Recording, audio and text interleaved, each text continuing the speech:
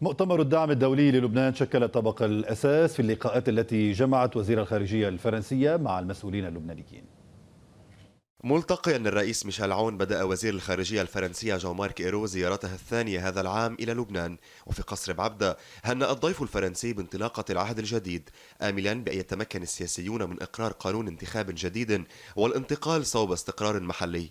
بعدها توجه إيرو إلى السراي حيث أشاد بالعلاقة التي تجمع لبنان بفرنسا، متطرقا بطبيعة الحال إلى أزمة اللجوء السوري. Le Liban est le pays qui bénéficie dans cette région de la plus grande aide de la France et nous allons continuer.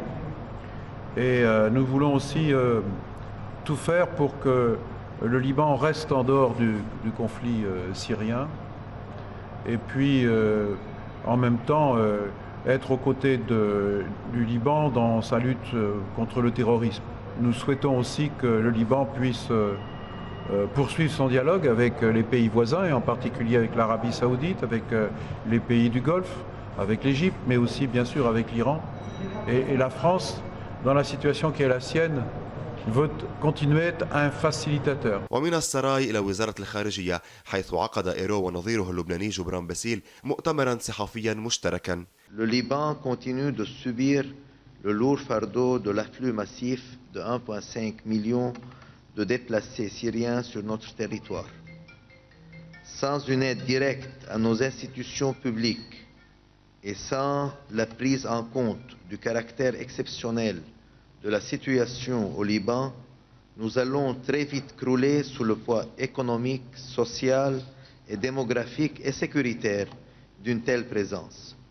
Nous appelons la France à mettre en avant les conclusions des priorités de partenariat avec l'Union européenne qui considère que la seule solution durable pour les déplacés syriens au Liban est leur retour en toute sécurité dans les zones stables de leur pays d'origine.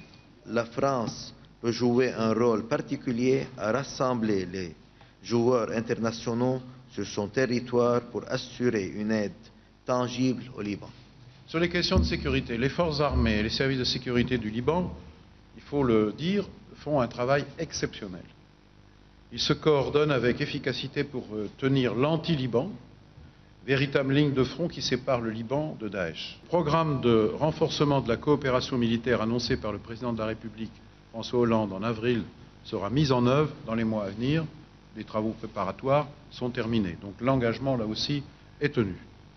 Et puis, concernant les conséquences de la crise syrienne, pour vous, je crois qu'il faut le dire, la situation au Liban n'a pas d'équivalent dans le monde.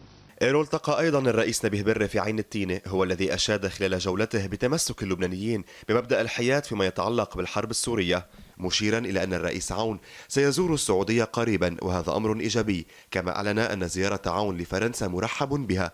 وأكد وزير الخارجية الفرنسية تمسك بلاده بوعودها للدولة اللبنانية مع استمرار الحرب السورية وبدفع كل الهبات التي أقرت، وخصوصا أن لبنان سيستفيد من مساعدة بقيمة 105 مليون يورو في ملف اللاجئين.